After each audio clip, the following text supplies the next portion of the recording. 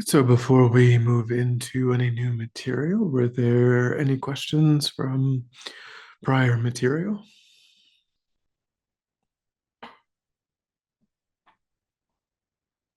Yep, we're good to go. Thank you.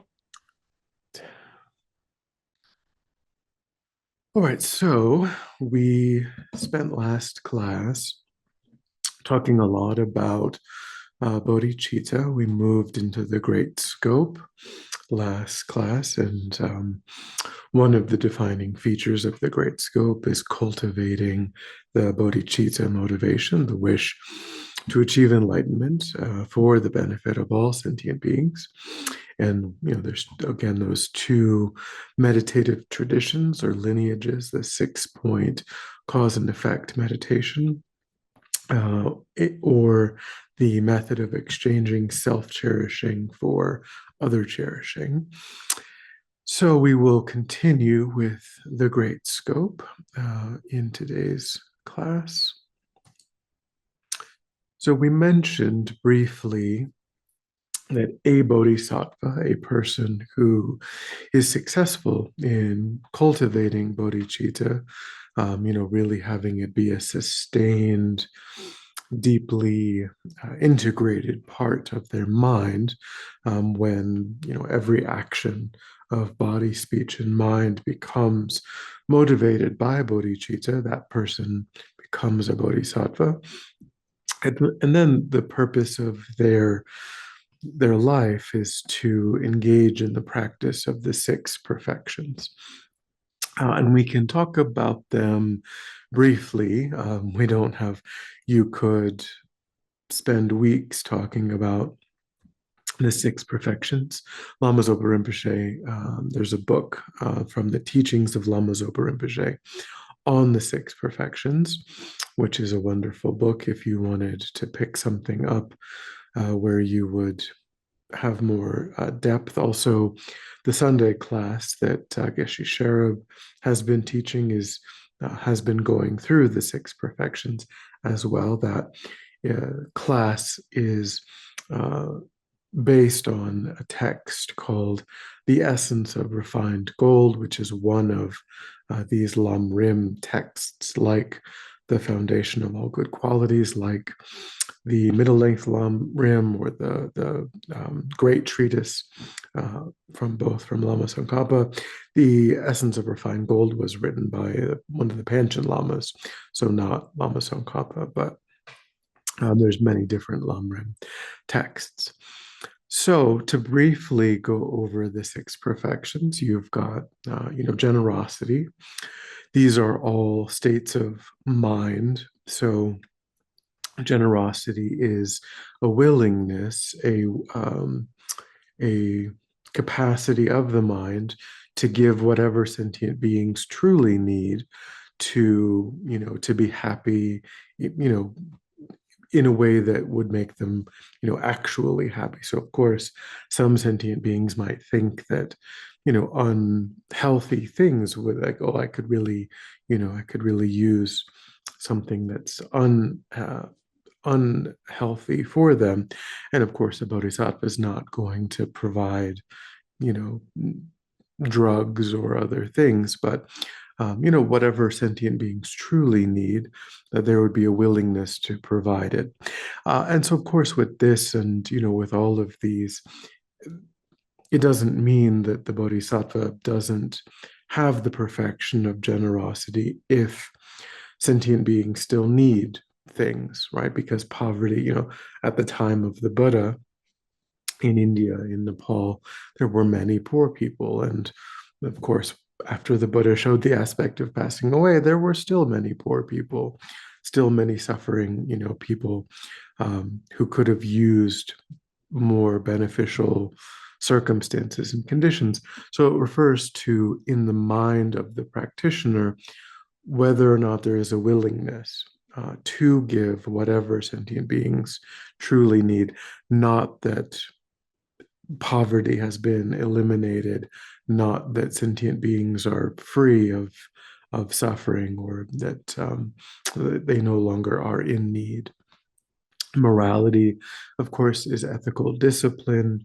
So the bodhisattva is cultivating, um, doing away with any action of body, speech, or mind that could cause any harm to any sentient being.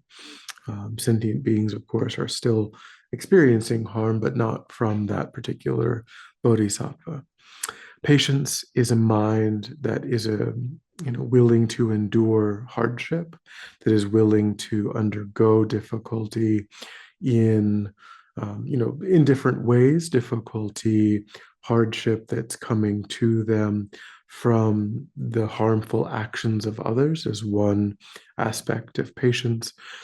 Enduring hardship in the process of engaging in their spiritual lives is another form of patience. So there's different kinds of patience, but it's a mind that can not that isn't discouraged, doesn't give in to anger, doesn't give in to despair when difficulty is being experienced. Joyous effort or enthusiastic perseverance is a mind that delights in virtue, a mind that doesn't experience any kind of exhaustion in the pursuit of virtue, a mind that doesn't have any sort of preconditions on their willingness to benefit others. They joyously will just continue to make effort in their study, in their meditation, in their interactions with others. And then concentration, of course. We'll talk a little bit more about concentration in today's class, but we discussed how meditation can be described as the skill of being able to concentrate the mind on a chosen object for as long as the meditator would wish. And so when you achieve, a very high level of that, then you've achieved the perfection of that. And with all of these, there are two particular qualifications. One is that these are done in service of the motivation of bodhicitta, as we said. This is um, what a bodhisattva's career, spiritual career is, based on. So bodhicitta is a necessary qualification, and then also joining these practices with an understanding of the nature of reality or emptiness. So understanding that all of these, what they call the emptiness of the three spheres, the emptiness of oneself, engaging in this action, the emptiness of the action itself, and the emptiness of the sentient being or beings who are receiving the action. So when with generosity, for example, you're giving something to someone, whether it is your time or whether it is a material object or whether it is, some, um, something that they, whatever it is that they might need, you would understand.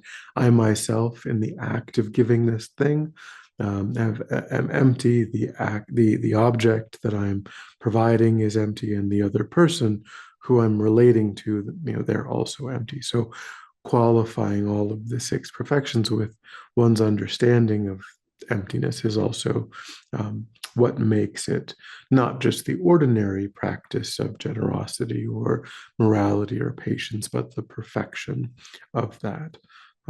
So, really, this won't become the full perfection until a person has a direct non-conceptual realization of the nature of reality, of emptiness. At that point, the practice of the perfections really become the true perfections. And then wisdom, there's wisdom with a lowercase, the way that I talk about it, wisdom with a lowercase w, wisdom with an uppercase w. Wisdom is an understanding of the nature of things, understanding what's true about things. And there's different ways of doing that. You could have wisdom that relates to impermanence. And that would be, as I would call it, wisdom with lowercase w, because impermanence is is true. I mean, conventional phenomenon are characterized by impermanence, but the ultimate nature of phenomenon isn't simply impermanence. It is their lack of true existence, their lack of inherent existence. So there's ways of, understanding one's mortality. That's true. And we may not initially be good at really having a deep understanding of our mortality. And when we make progress in that, we develop a kind of wisdom. But there is the deeper wisdom, the capital W wisdom is the wisdom understanding the nature of reality, not simply what is valid about conventional reality. So these are what bodhisattvas really are putting their time, their energy, their effort into doing, because they are trying to amass um, what they would call the accumulation of wisdom and the accumulation of merit. So they're trying to purify their minds, to accumulate all of this positive energy through these practices, to be able to clear away any obstacles, to finally being able to penetrate with their concentration the wisdom of emptiness, which is, again, that final, most refined understanding of wisdom. Okay. Any thoughts or questions about the six perfections?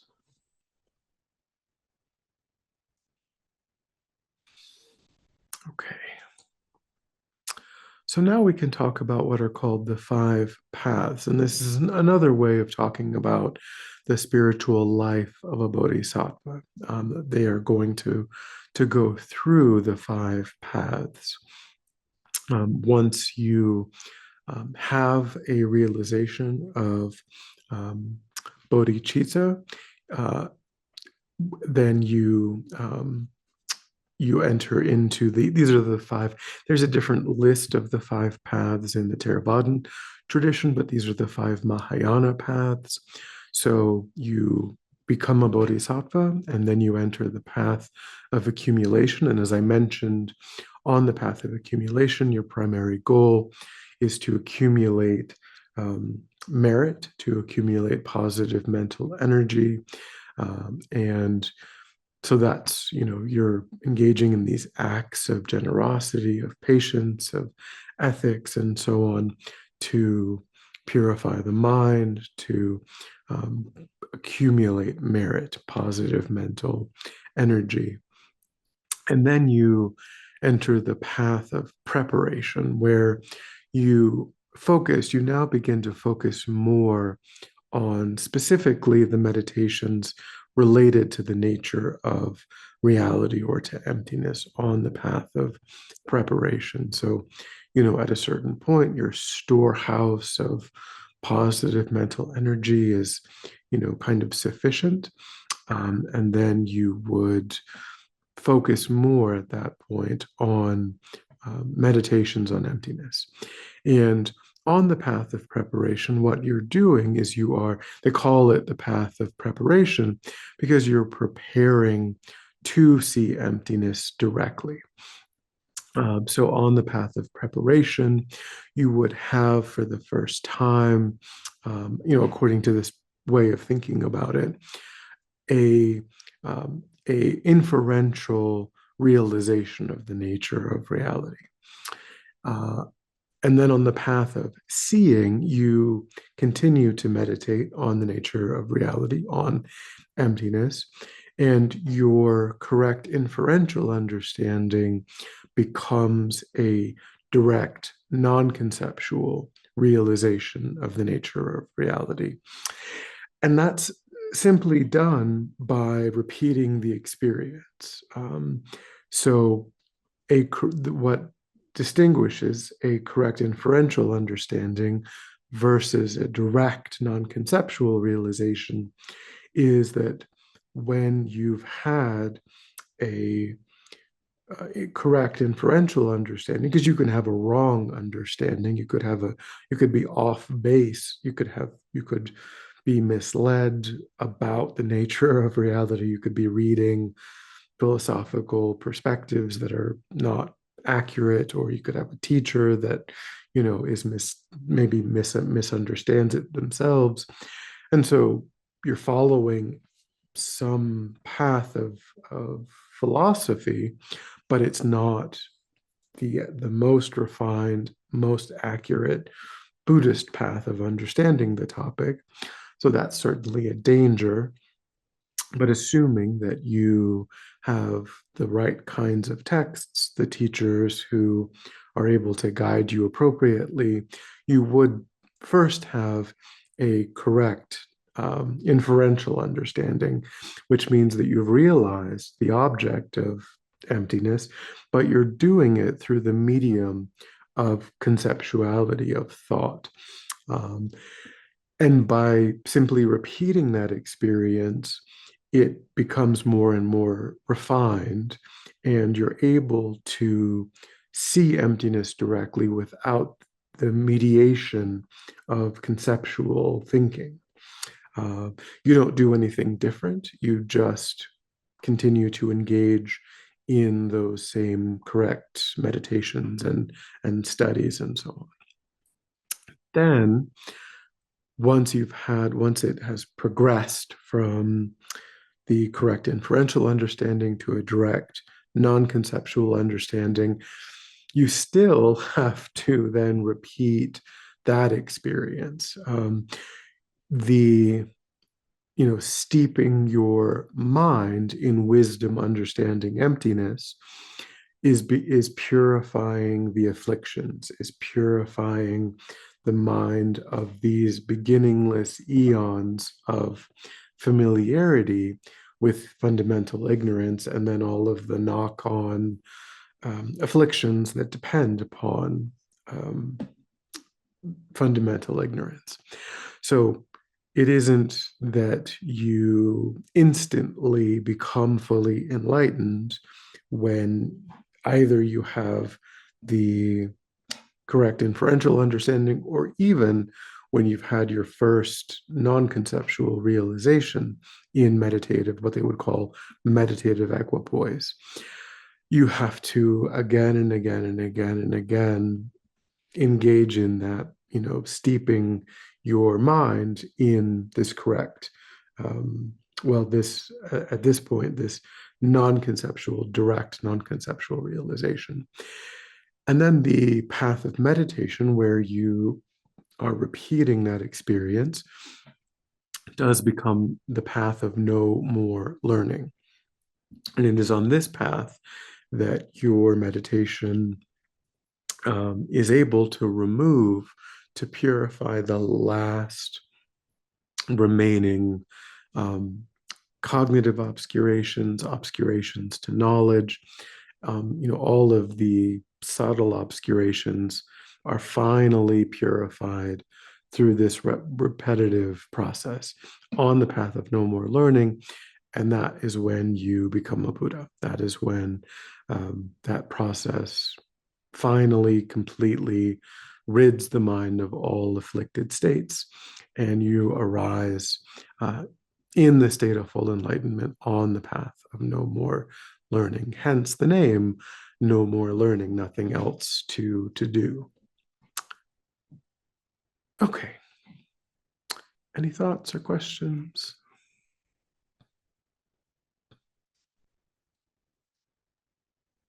Uh, Venerable, in meditation, then, are you actually staying in that state of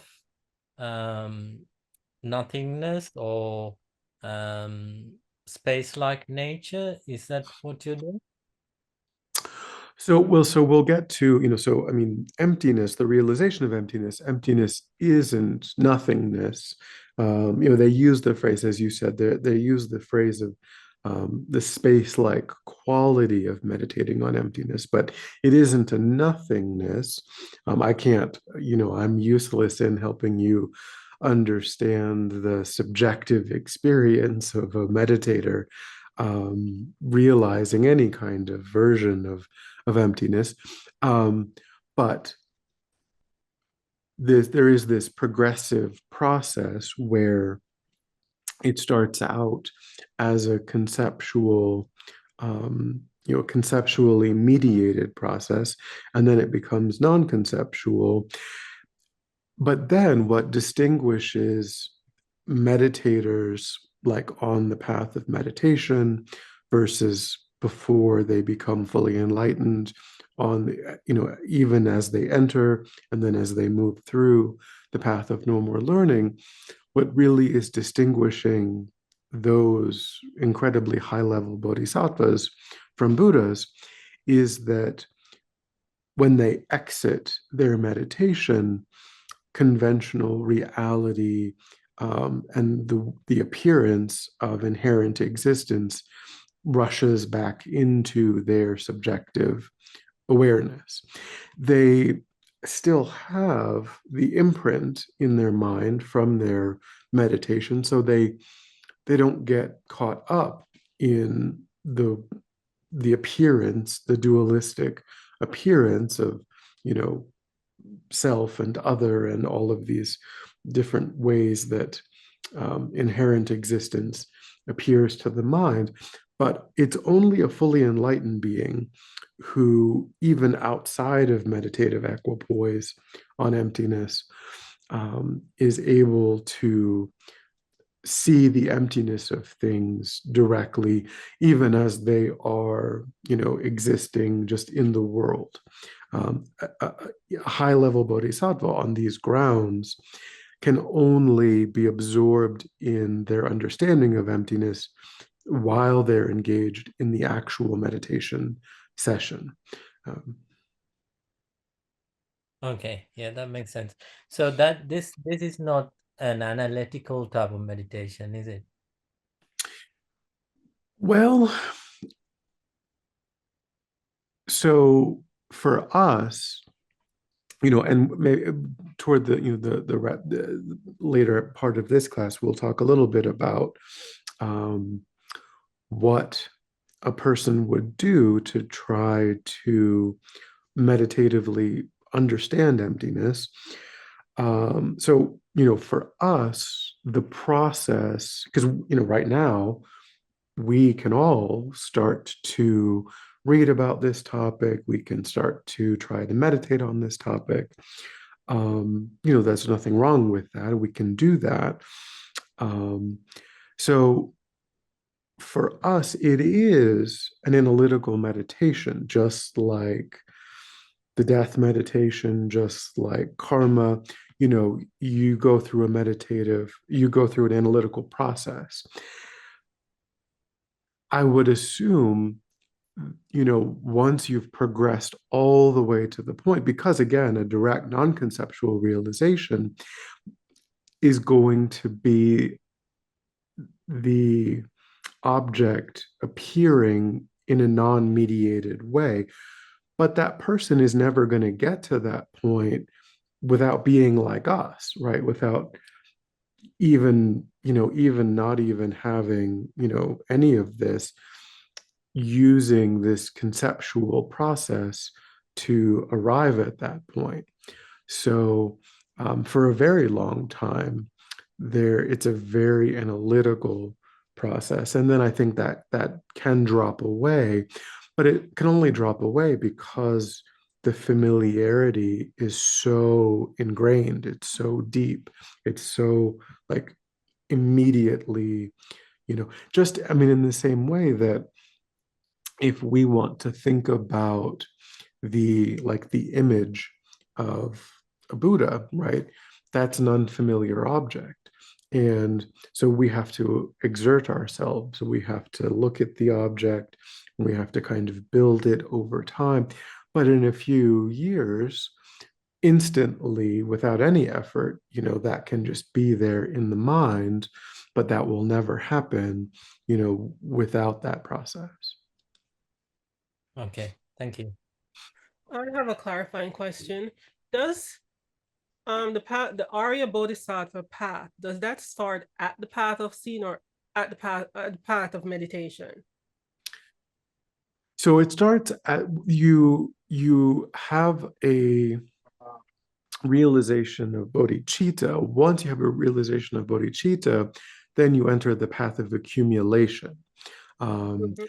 So, and on the path of accumulation, you're still meditating on emptiness. You're not like completely abandoning the meditation on emptiness, but you have maybe a larger focus on the other perfections on the path of accumulation. The other perfections might be playing a bigger role. So, but you're an ordinary bodhisattva at that point. An Arya bodhisattva, an Arya is only arises at the point where your meditation on emptiness is non-conceptual. So you a correct inferential understanding of emptiness is not sufficient to be an Arya. That it has to become non-conceptual. So that's after path of seeing. It's on the path of seeing. So on the path of preparation, you have a conceptual realization.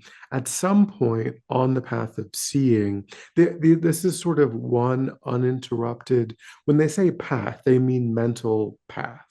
So, these are fuzzy boundaries in between all of these things. It's one continuous, uninterrupted path of mental training. So on the path of preparation, you will have a conceptual realization. You will repeat that, and then you enter the path of seeing, or you repeat that, and then you will have a non-conceptual realization, and then you're on the path of seeing, and then you're just repeating that again and again, and then you enter the path of meditation, and then you enter the path of no more learning. So it's one continuous process that the bodhisattva is undergoing. So is it right to say then ordinary bodhisattva sort of finishes at the path of seeing, or start a path of seeing, and then Arya bodhisattva starts there? Yeah. Okay, thank you. Thank you, Venerable.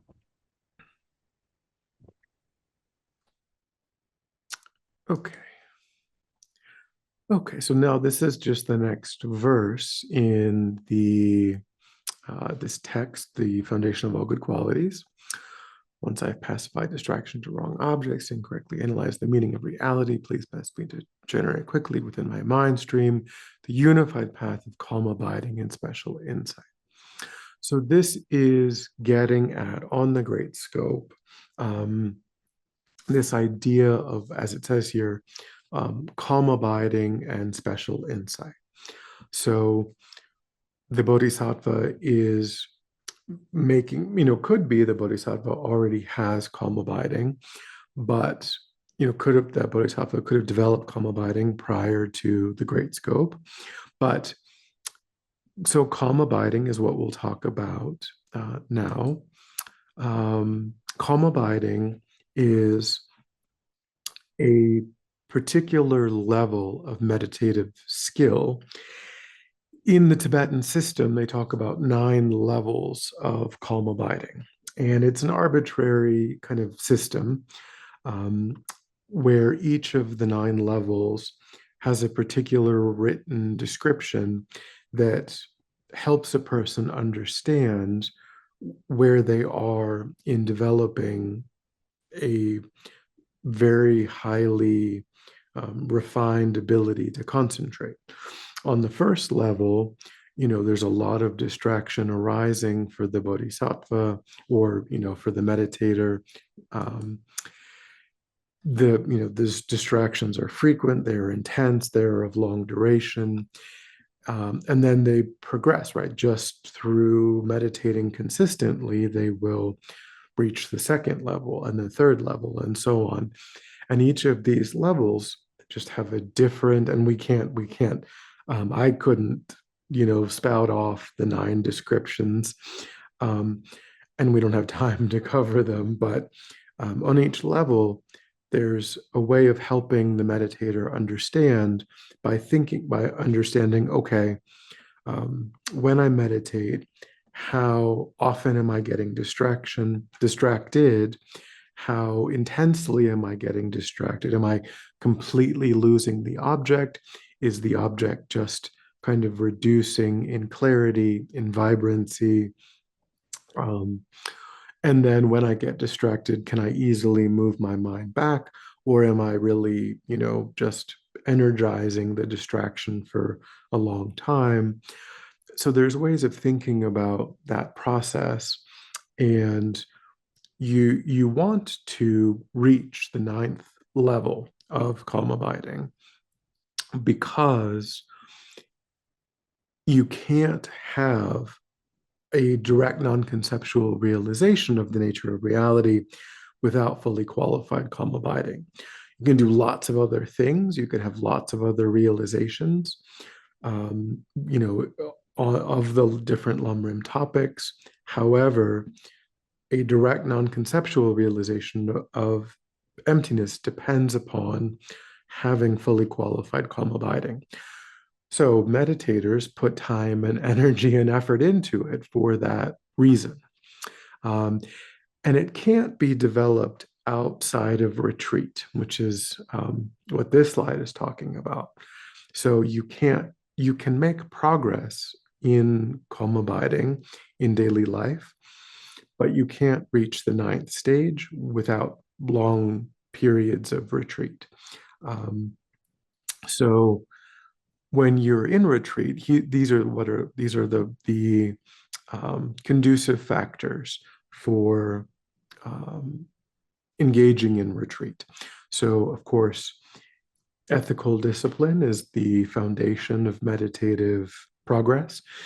As we said before, if a person's going out and they are deceiving people, they're stealing things, and then they're coming home and they're trying to generate bodhicitta, the disconnect is too great. Their mind is naturally too agitated by their poor behavior to make meditative progress.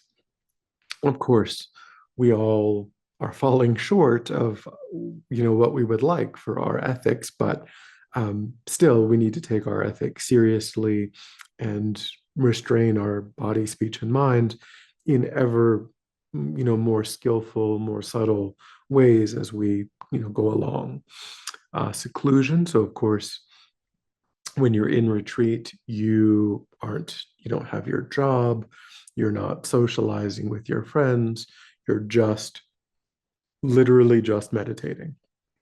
And maybe doing some study, but you're not being in the world. They talk about having lighter meals, that are healthy. Oftentimes, meditators will eat breakfast and lunch, and then that will be it. For them, because if you have too much heavy food, then your body is like processing that food, and that makes it a little bit of an obstacle to reach these higher refined states. So it can be good to eat more of a vegetarian diet that, where you're not just eating all of the time and so on. And then, you do want to make sure that you're sleeping properly, that, you're not tired. And then, of course, the meditation posture, which, you probably know the Varachana posture, where you have a nice upright spine and so on. You're seated on a cushion, ideally, with your legs, the full Varachana posture requires a high degree of flexibility. So it's not necessary. It's helpful, but having, doing whatever you can to have a stable posture is helpful. But the takeaway is that periods of retreat are necessary for developing calm abiding. If you only just meditate in daily life, you'll reach a certain level, but then you'll kind of plateau. And that could be different for different people. It could be fourth level, fifth level, seventh level, who knows? But if you want to see emptiness directly, you need fully qualified calm abiding. And when I say fully qualified, what I mean by that is that on the ninth stage, it's almost like there's a 10th stage, but they don't talk about it that way. You enter kind of like the 5 paths, you enter the ninth stage, and then as you're progressing on the ninth stage, there comes a point where there is what they would call a mental and physical bliss and pliancy that arises on the ninth stage.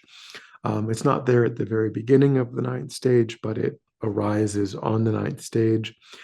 And that's what you really need, is that arising of physical and mental bliss and pliancy, or what they would call fully qualified calm abiding.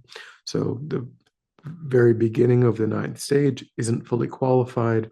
When physical and mental bliss and pliancy arise, then you're done with that. Technically, you can still go further. There's what are called practicing the jhanas. You can practice further meditative absorptions in what they would call the form and the formless realms. And there are reasons why a person might go further, might practice those jhanas.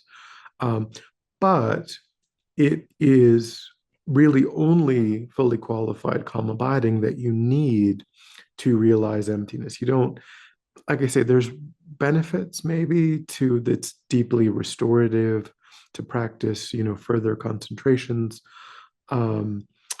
But you really don't. And they're sort of more emphasized in Theravadan practice than Mahayana practice. But you do at least need fully qualified calm abiding. But it's not technically the highest or deepest meditative absorption that's possible. You can still have deeper absorptions beyond it. But it kind of strikes a balance in terms of still being able to engage, to have objects of meditation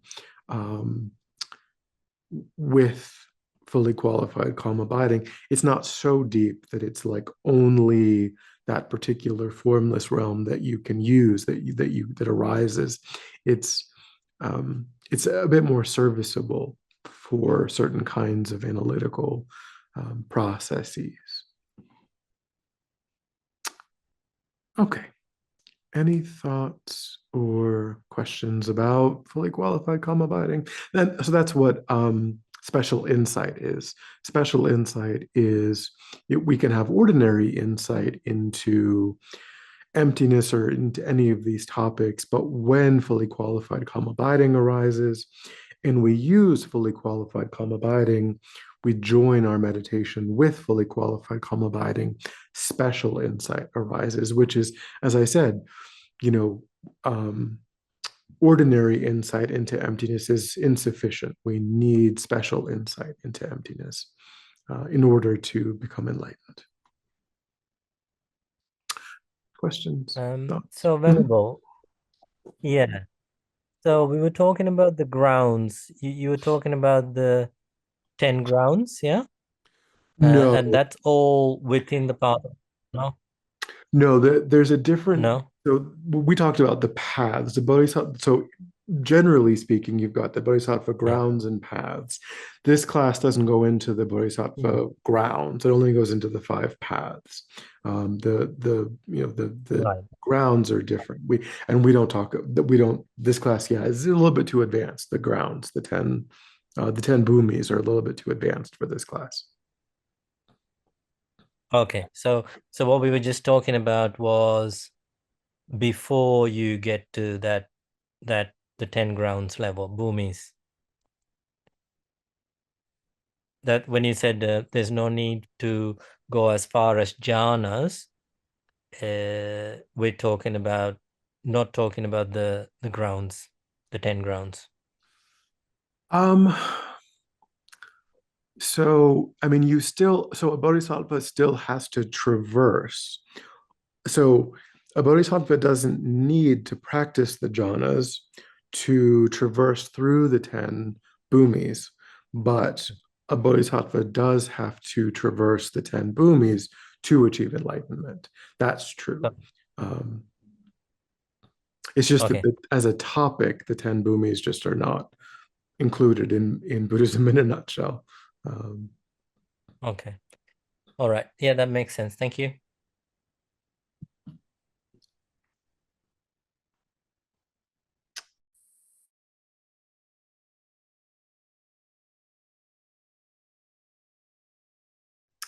Any other questions? That's all. Okay. Thank you. All right. So finally, we will be talking a little bit about this idea that has come up again and again, what I've called the nature of reality. And I've used that phrase because it doesn't have any baggage, like the phrase itself, because the nature of reality could be anything. We don't know. Whereas the word emptiness, it's an English word, that has English conventional meanings, and so it can lead to some predispositions of thinking about. So anyway, but emptiness or voidness or suchness, those are all other English words that are often, synonyms of this idea of the nature of reality, the ultimate nature of reality. So, when we're talking about this idea of the nature of reality, we're talking about two sides of the same coin, right? You have the world of conventional reality, or the world of appearance, as it says here on the slide, and then you have the world of ultimate reality. So any given phenomenon is going to be able to be characterized by its appearance, or its conventional reality, and then also its emptiness or its ultimate reality. So when we are talking about the world of conventional reality, the world of appearances, this is how we experience the world as an ordinary sentient being who isn't trying actively to deconstruct, what is happening, what is appearing. This is just as we're bopping along and we're going through our lives and we're having subjective experiences. All of those subjective experiences, because they are mixed with fundamental ignorance, are going to appear to the mind in the ways that are described here on the screen. Meaning that as we're going along and we're tasting things, we're seeing things, we're hearing things, we're touching things, we're contemplating things, all of those objects that are appearing to the mind are going to appear as if they were inherently existent, as if they were permanent, unitary, self supporting, or existing from the side of the object. These are all, again, synonyms or philosophical ideas that help us understand. And some of these, have slightly different, and this isn't a class, of course we've only got another 45 minutes at most, so there's very advanced, what we will be barely scratching the surface of the concept. A person can and sometimes would spend years really trying to understand this philosophical idea to a very high and subtle level, which we have no hope of doing. But for us, when we are having these ordinary experiences of objects to the senses and the mental sense, we have this intuitive view of all of these objects as if they are just out there in the world, completely separate from oneself, and that our mind is what our mind is doing is our mind is just noticing that which is present out there in the world. We come across a chair, we come across a dog or a cat or an airplane or a car, whatever it is, or a food that we're tasting, whatever subjective experience we might be having, and we think that that object is just out there hanging out all by itself. And I came along with my mind, and it was present, or it came into the room I was already in, whatever it might be. And I just noticed what was true about that thing. I was like, oh yeah, that there's a cat. I could leave, cat would still be there. Cat could go somewhere else. Cat's going to be just doing its own thing somewhere else.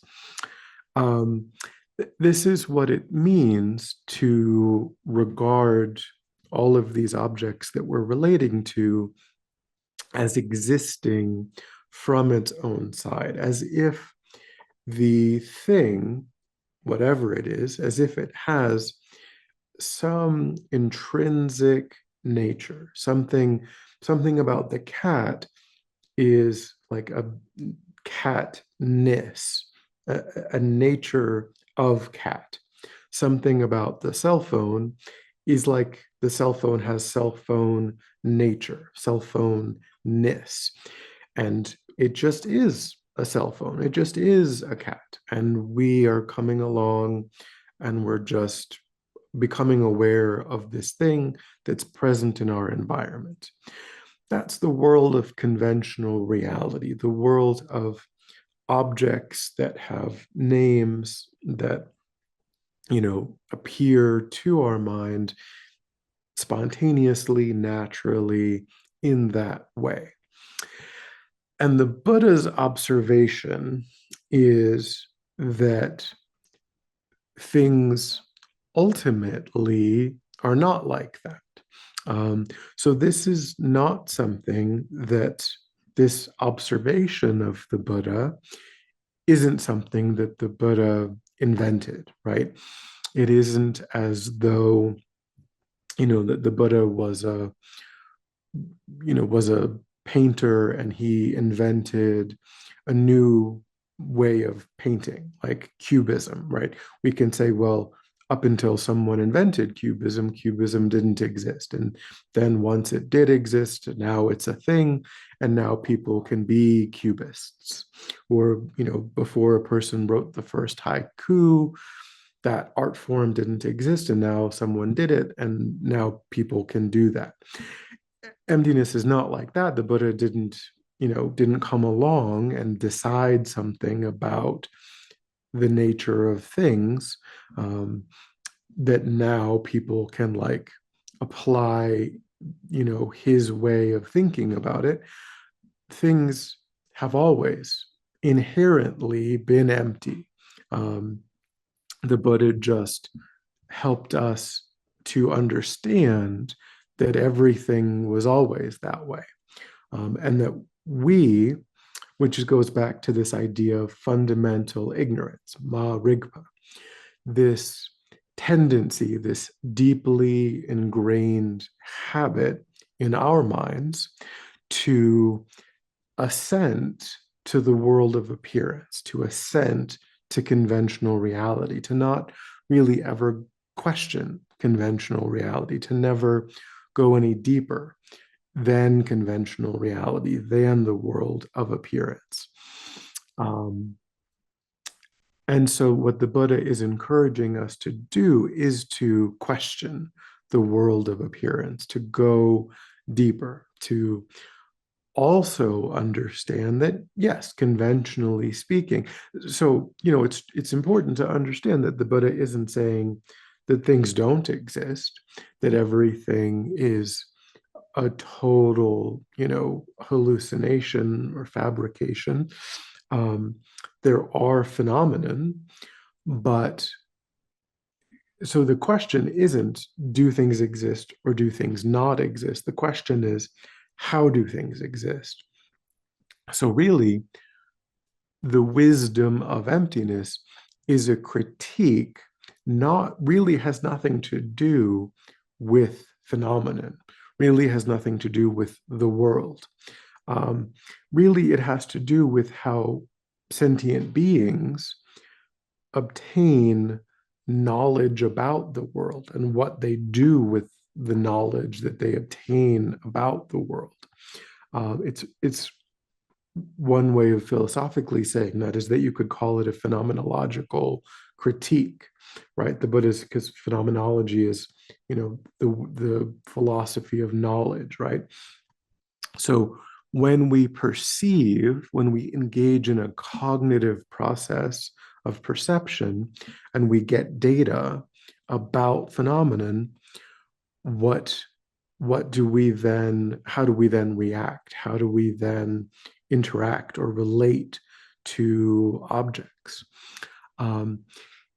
If we never move beyond the world of appearance, the world of conventional reality, if we only ever assent to how things seem to be when we cognize them, then we're going to look at something and we're going to define it for ourselves as pleasant or unpleasant or perhaps neutral. And we're going to think that its pleasantness, its unpleasantness, or its neutrality is somehow baked into that which we're cognizing. And if we think that that's how things are, then we're going to think, well, I enjoy experiencing pleasant things, and I don't enjoy experiencing unpleasant things. So we're going to think that I have to go through my life trying to bring in that which is pleasant and trying to reject that which is unpleasant, and then not really caring, not being bothered about things that seem to be neutral, kind of just allowing them to be in the background, being disinterested. And if we go through our lives that way, then we're going to develop a lot of craving, attachment to the objects that we think of as pleasurable. We're going to develop naturally a lot of strong aversion to the things that we think of as unpleasant. And we're going to really only have time and space and energy and effort into accumulating pleasant things and pushing away unpleasant things. And to some degree, sometimes we'll be able to do that successfully. When we can't, we'll suffer a lot. We'll be angry. We'll be, depressed, unsatisfied, and so on. And that's going to set up a whole pattern of, pushing and pulling and thinking of people that are helping us get what we want as our loved ones, our friends, thinking of people that are acting against our interests as our enemies, our people that we dislike, that we even maybe hate. It sets up all of these dominoes that are falling in the mind, that are conditioning the mind in really unhelpful ways. And it's all set in motion by this tendency that we have of just never going beyond the world of appearance, which is what the Buddha is encouraging us to do when we go beyond the world of appearance, when we question the world of appearance, and we see the deeper truth that yes, things are phenomena are, existence. Phenomena are things that are real, but they don't actually exist in the way that we experience them to exist. Then we're freed from all of that reactivity, all of those patterns, those habits of pushing and pulling and the highs and lows of our daily lives. And, in particular, we, because of all of the, as I mentioned, any object that appears to the mind appears like this, and we never go beyond it. One of those objects is one's own ego identity, one's own sense of a self. And so when we regard our sense of a self in this way, as being self-supporting, self-sufficient, set up from its own side, then it is as if there's a little tiny me somewhere in my body, in my mind, that is calling the shots, that's driving the show. And that sets up, as I mentioned, all of this idea that my thoughts are the most important, my desires, my interests, my likes, my dislikes. Those are primal. Those are, those are unassailable. Those are unquestionable, because we think that there is this almost like this little tiny, the word is homunculus, inside of ourselves. That's not a Buddhist word, but that's like the philosophical word for this concept, like a tiny me that's really in there somewhere, that is the owner of all of body, of mind, and so on. So another way of thinking about the world of appearance is when we're talking about, self-supporting from its own side. When we perceive an object, we are perceiving something, but we label it, right? We think cat, car, cell phone, and we are labeling that idea, that phrase, on all of its parts. And it is as if that label is the owner of all of its parts. So this is kind of getting into now how we can deconstruct, what we can do to overcome this assenting that we have to the world, this unquestioning belief in the world of appearance, because every act of cognition is coming up with some label, the label of me, the label of cat or dog or cell phone.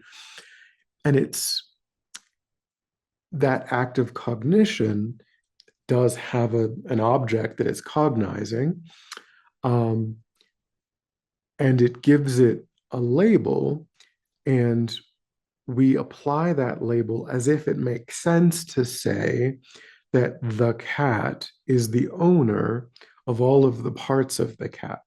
That a car is a common example, right? So we would go outside, we'd go to the garage, we would say, "There's my car," and we think that car is the owner of all of. We would all agree that there's thousands of parts of the car. There's a top and a bottom and a front and a back and doors and seats and the engine and the paint and the glass and plastic and thousands of different parts.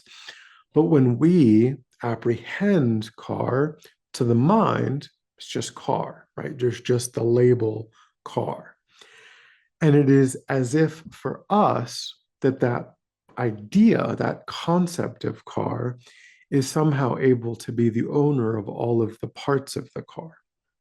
So we would say, well, that's the front bumper of the car, that's the horn of the car, that's the car's engine. And that is the mistake that we're making in a way when we think that it's possible that the concept that we've labeled is somehow able to perform that role of being the owner of all of these parts. So when we're trying to argue against that appearance, what we could say, what we can do is we can say, okay, if it's true that there is that the world of appearance, what is appearing to my mind, if that's valid, it's happening, right? It's we are seeing these things and we're labeling them and we're relating to them in this way. If we're doing something that is defensible, that's valid, then we should be able to identify what is that nature, the cat, what is the intrinsic nature of cat that is able to be the owner of all of the parts of the cat, because it seems like that's what's appearing to my mind. And so what the Buddha is encouraging us to do is to go looking for that essence that seems to us to be there. And so to analyze the world of conventional reality, to analyze the world of appearance. And we can do that in three ways by breaking down what's happening.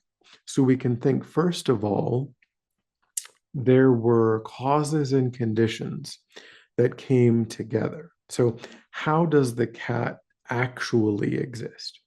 Well, the cat was conceived in the womb of its mother. So there's the biological material came together in the womb. And then there was an ongoing process of the cells dividing and differentiating and so on. And I am observing that process because the cat's continuing to age and change. But there was a coming together of causes and conditions. The cell phone, wasn't always a cell phone. The cell phone is glass and metal and silicone and so on, and it was assembled in a factory. So we can intentionally think about all of these causes and conditions that came together. That's one way that we can talk about how the cat actually exists, is the coming together of causes and conditions, which really isn't how the cat appears, because the cat just appears to be sort of frozen out there in space, fully formed as a cat. We don't really consider all of the coming together of those causes and conditions. Then we can consider the parts, as I mentioned, all of the parts of the cat. The cat has eyeballs and fur and toenails, claws and a tail and different, a heart and lungs and all kinds of different things. So we can say, okay, well, what would happen if I cut off the tail, the tail of the cat, or some injury happened and the cat lost its tail? Or what would happen if I removed the door handle of the front left, door of my car? I would say, well, my car is missing a door handle, or the cat is missing a tail, or if the cat is, has an eye injury, I would say, well, the cat only has one eye, right?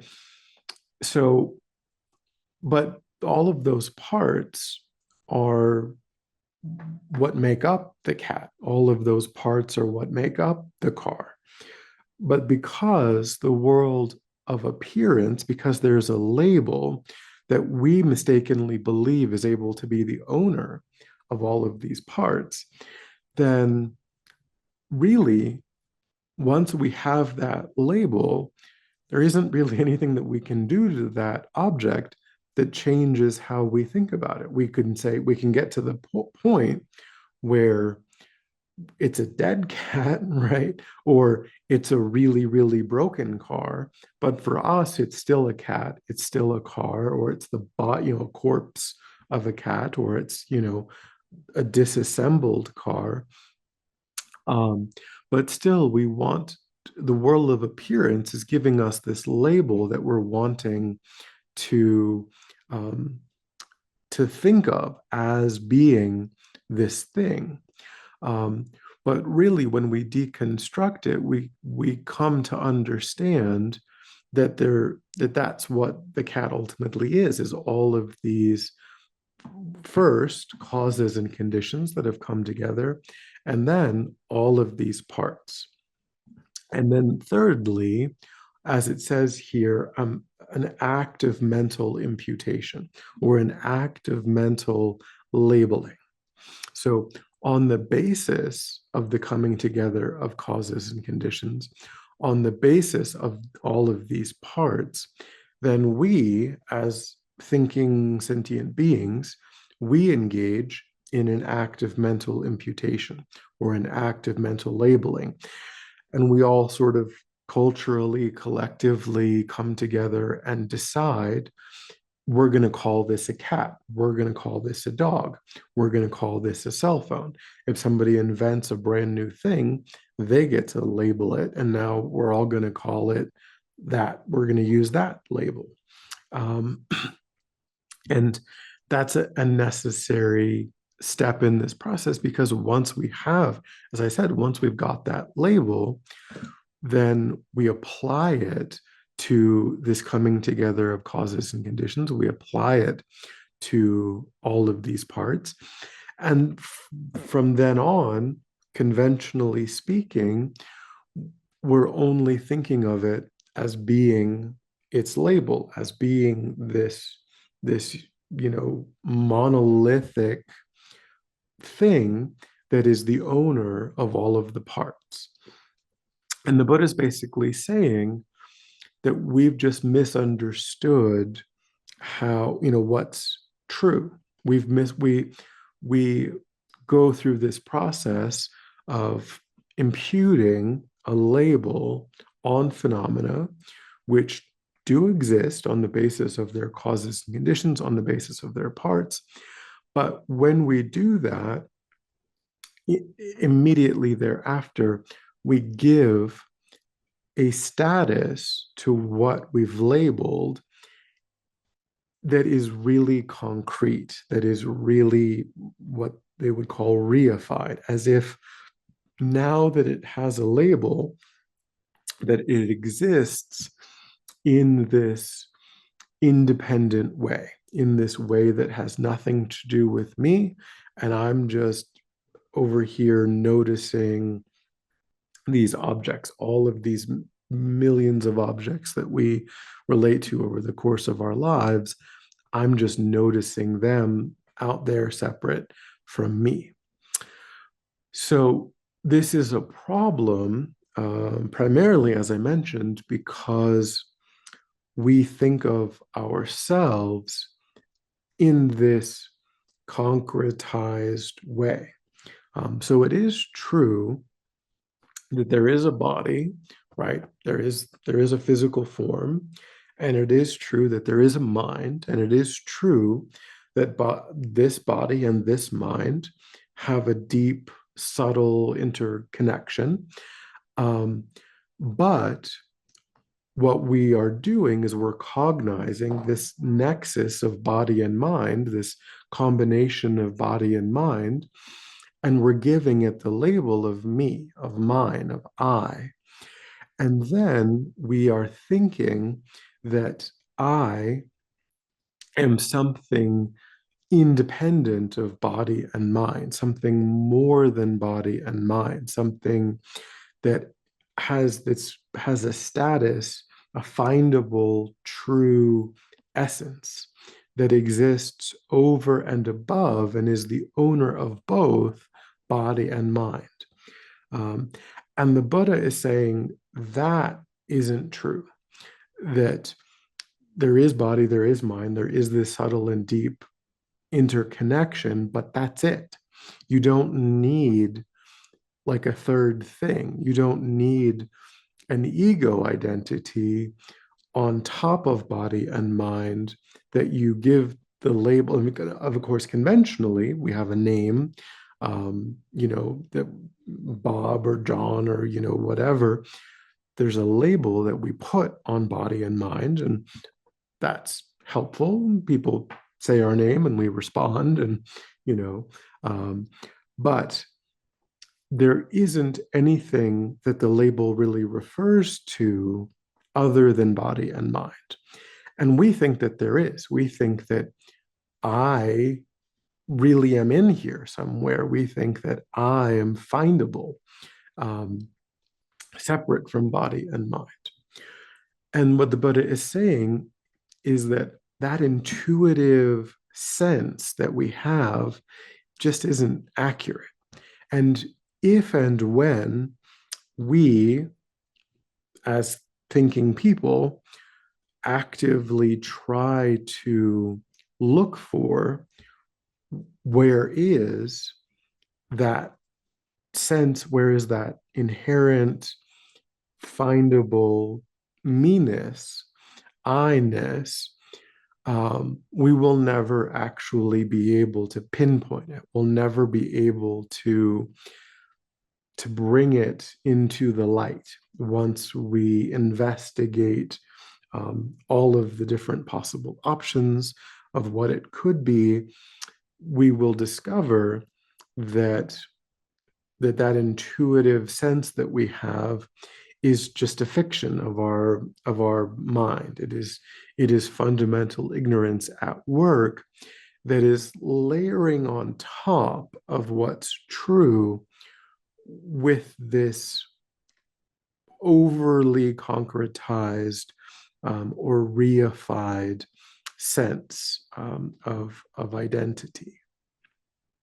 So what's important to understand is that if things did exist inherently from their own side, from the side of the object, if they had a findable essence, then they would be frozen. Then they would never change. They could never, every sentient being would have the exact same experience of the object.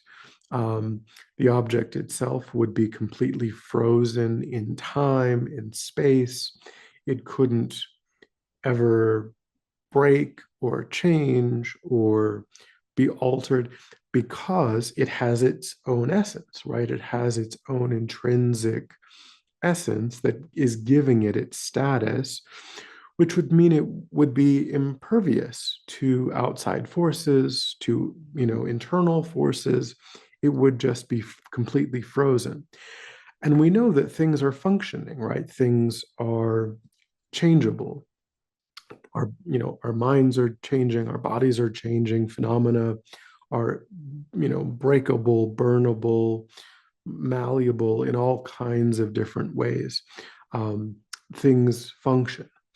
And the only reason that they can function is because they don't have that findable essence, that findable nature. So, and that's why things have always been empty, ultimately. That's why the Buddha didn't invent it. He just noticed it. Because things do function. Things, are changeable and impermanent, and they do exist in the world, not in these. So the world of appearance is actually impossible. How the world appears to the mind is actually a fantasy. It's an impossible way of existing. It's just an appearance to the mind. Um, and of course, as I mentioned, it's not nothingness. It's not, we're not negating everything. We're not saying that it's all, just some sort of mass hysteria. Um, it simply is that which is unfindable under analysis. So we look at the world of appearance and we notice that the world of appearance seems, that things seem to have a status, a findable essence. And then we simply, in our meditation, we look for that, and we look for that essence. And the Buddha is asserting that once we do that in our meditation, there will never be an object that we say, well, yeah, the catness, the essence of the cat is this. The essence of the cell phone is this. The essence of me is this. It's pointable, it's findable, it is able to be identified and called out. And that's what he means by things are empty, that they are simply empty. So empty of what? Empty of existing in the impossible, fantasized way of being set up from their own side, having a findable essence, having a self nature. They do exist. They don't exist like that. They don't exist in the way that they appear. So, what the Buddha is encouraging us to do is engage in that process of contemplation. And by demonstrating in our own meditation that there is this disconnect between how things seem to be and then what I'm able to prove in my meditation, I then argue against the world of appearance. I argue against my assenting to the world of appearance. And of course, we have to do that a lot because assenting to the world of appearance is this deeply ingrained primordial habit that we have. But it is possible with fully qualified calm abiding, with mastering the small scope and the middle scope, and with combining it with bodhicitta. Ultimately, it is possible to replace fundamental ignorance with wisdom. It is difficult, but it can be done. The Buddha did it. Countless other Buddhas have done it. And if we exert ourselves and we do, we have all of the right tools and the right philosophy and then we ourselves will replace mistaken understanding with correct understanding. And that frees us, as I mentioned, from all of that reactivity. And finally, importantly, when we die, when we die out of this life, if the mind of fundamental ignorance is operative, it is going to feel as though this real findable me is dissolving, is falling away, is losing its cohesion. It's, because all we've ever known is our conceptual mind, is, this sense of separateness, this sense of a personal, findable identity, and that will slip away at the time of death, right? And if we perceive it as like this falling away of something that's really me, we're going to grasp at existence. We're going to grasp at, we're going to fight against that process. And that triggers our next rebirth, that activates karma in our mind, which impels our next rebirth. So this is really the engine. Fundamental ignorance in this way is the engine that's driving cyclic existence, because it doesn't matter what rebirth we're dying out of, there's always going to be this grasping at existence when when that sentient being feels as though a findable real thing is breaking apart, is being dissolved at the time of death. And wisdom understanding emptiness allows for us to not do that, allows for this karmically driven process of samsara to not have the engine that's driving it, which, purifies all of the afflicted states, as I mentioned. And then there's nothing wrong with our mind at its most fundamental. What's problematic is all of these afflicted states layered on top of the mind that depend upon misunderstanding how things exist, that misunderstanding the nature of self, the nature of phenomenon. And that is all empowered by fundamental ignorance.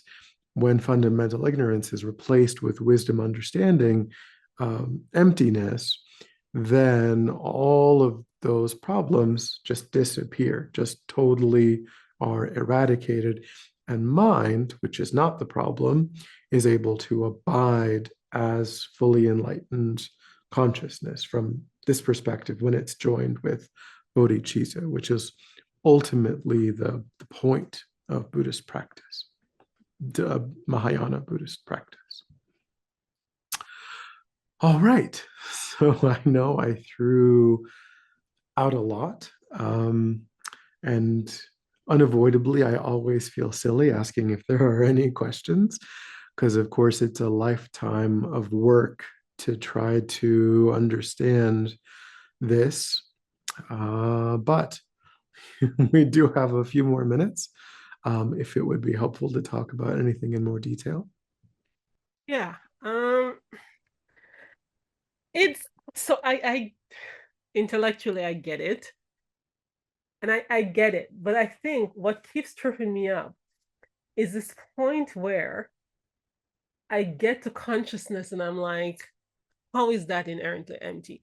There's something in our consciousness that travels from life to life. There's one little bindu or drop that holds the karmic seeds that move, even if we end up in a different body, in a different realm of existence. There's something that's inherently permanent for real about consciousness.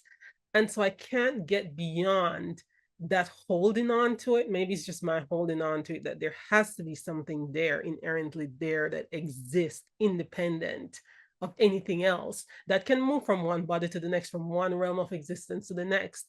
But there's something there in that consciousness.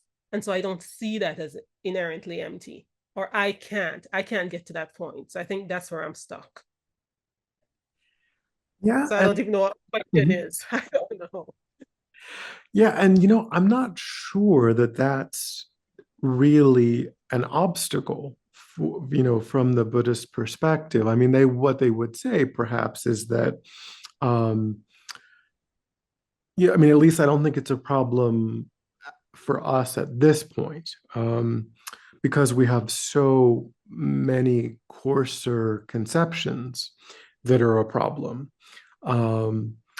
And so that's of course where we start. We're not going through life relating to objects through the perspective of, oh, I think of myself as my karmic as a bundle of karmic potentials, right? We think, how dare that person cut me off in traffic, right? How dare that person, call me a name?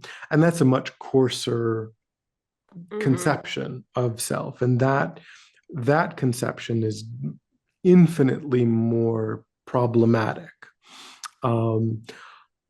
so until we don't have that conception at all, until that's not how we're conceiving of, relating to sentient beings, we really don't need to worry about deeper levels of things. I mean, what I think one way of analyzing, this idea of the very subtle mind, um, is that the very subtle mind, what they would say is that it still depends upon um, a very subtle wind, and a very subtle energy. So it still has parts. And maybe when a person gets to that level, maybe they can actually perceive that it isn't even that isn't monolithic, even that has parts. It's still a coming together of there's causes and conditions and parts, and then we've labeled that still the very subtle mind, right? From in English, the subtlest level of mind is un creatively called the very subtle mind. But the very subtle mind is understood still to have causes and conditions and to have parts. And so perhaps when a person is able to be at that level, they can overcome that by analyzing even the very subtle mind as having causes and conditions and having parts. But really, I mean, the way that for us on this much coarser level are encouraged to think about it is to think about it in terms of our personality, in terms of, what they would say is what the Buddha wants us to do to begin with is to think about um, when we are wrongfully accused of something, or when we are scared of something, how does the I assert itself? How does this feeling that we have, this intrinsic self that arises very strongly when we are wrongfully accused, when we have a near miss on the highway, um, that is the object of negation for us, right? That is how that sense of separateness, that sense of that's the really problematic thing, that is really driving this karmic process of pushing and pulling and so on. So for us, that's where we definitely start. And then, who knows? Once we don't have that anymore, then I guess we get better, we get more subtle advice, about what to do. Yeah, okay. And then when you say emptiness is that which is unfindable under analysis, is it that it's unfindable, or is it that it's undefinable or indefinable, undefinable? Like, So no, so we define it. So of course, I mean, the the way in which we're generally encouraged to meditate on emptiness is with regard to the self. That's really the most important way of meditating on this topic. So we give this the definition of how I appear to myself, starting out again. And as I mentioned, they give a few different scenarios that cause the ego identity to strongly arise. Like I mentioned, being wrongly accused, being embarrassed, and being afraid. So when we are wrongfully accused, when we are embarrassed, when we are afraid, there's a very strong sense of ego identity. So literally what we're encouraged to do is to remember in meditation, to remember a time, not something that's like so emotionally charged that we're going to start crying, or because that wouldn't be productive, but something that we can work with where we were embarrassed, where we were afraid, or where we were wrongfully accused, actual memory, and think in that memory, how did my ego identity assert itself? And that is what we look for. So we do give it a definition. The definition is, how did that arise? What was my subjective experience of my ego identity? And then we just think, okay, I very strongly felt myself arising in that moment of fear, of embarrassment. So if my experience is valid, if it's true, then it should be pointable, it should be findable. I should be able to say, aha, this is what caused that. This is the source, this is the origin of that subjective experience. And the Buddha's assertion, which, until our working hypothesis is that when I go looking for what is the source, what is the origin, what is the cause, I will never be able to tell someone this is the origin, this is the one singular, because it appears to be singular, it appears to be monolithic, it appears to be, one unitary thing. So the source has to correlate, the source has to be unitary, it has to be singular, it has to have this concordance with the experience. And all the Buddha is saying, the Buddha is not saying that it's unreasonable that this is happening, or, the Buddha is just saying that there isn't a concordant source, that there isn't a source that is identical to the experience. So when we try to say, so technically what you would do is you would do what's called the 4-point analysis. You would look for this source as being one with the body, as being one with the mind, as being one with the combination of body and mind, or being completely separate from body and mind. This source can't be anything else. It can't exist in anything other than one of those 4 places. So you would say, can I have an experience of this ego identity that is beyond the body? And if that's true, if there's some mental component, then it can't be one with the body. Then you would say, okay, can I have some experience that is connected to the body, but not connected to the mind, some physical, like a physical sensation? And you would say, well, yeah, there's a feeling of, a feeling in my body that accompanies this, that is just happening in my body, not happening in my mind. So it can't be one with the mind. But if it's not one with the mind and it's not one with the body, then you've ruled out all of the parts of the body and you've ruled out all of the parts of the mind as being the singular source. And so then you would say, well, is it a combination of body and mind?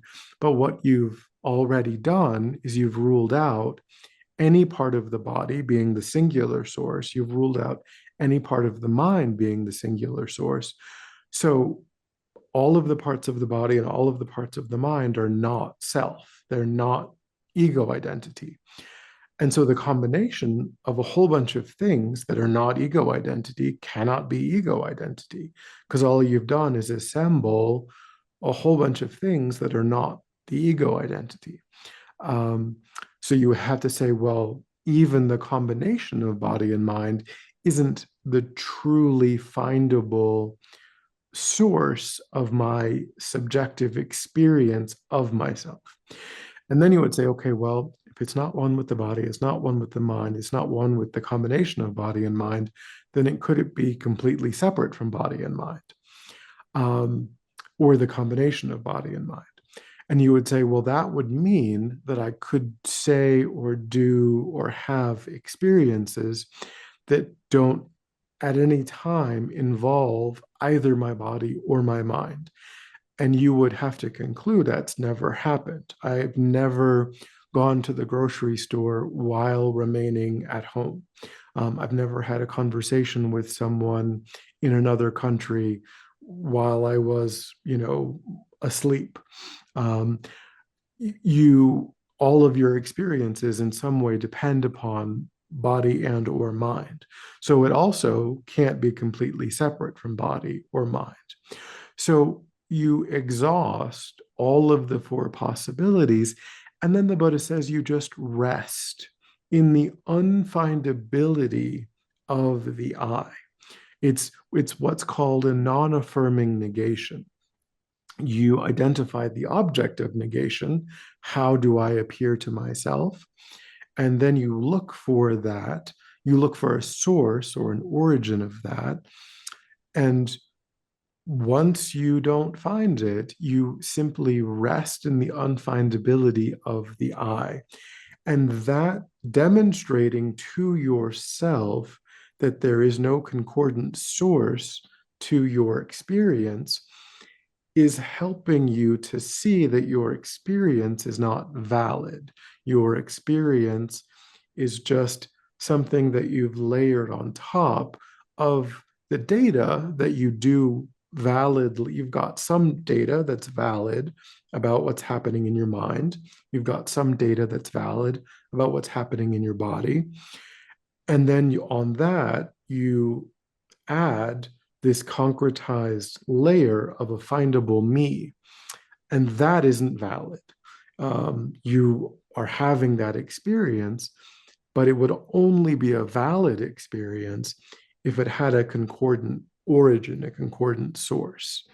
And it resting over and over and over and over in the unfindability of that concordant source will demonstrate to you with wisdom that your experience is invalid, and eventually you'll stop having your invalid experience, and you will only have wisdom understanding the nature of reality, wisdom understanding emptiness. Thank you. That was really clarifying. Thank you. All right, so we are sadly out of time, and we are at the end of the course. So there's not actually an intro course next month on Tuesdays. They start up again in September with Miffy doing a course on being your own therapist, which is kind of about unpacking different thoughts and habits and patterns in different ways. And so these courses resume on Tuesdays in September. But there are other things going on. Charak Lama is going to have a course that starts in August as well on Thursdays. So all kinds of other things are happening. Yep, we're signed up for a couple other things. Thank you, Venerable. This was super helpful. Thanks for coming. I had fun. We did too. Thank you. Have a good night.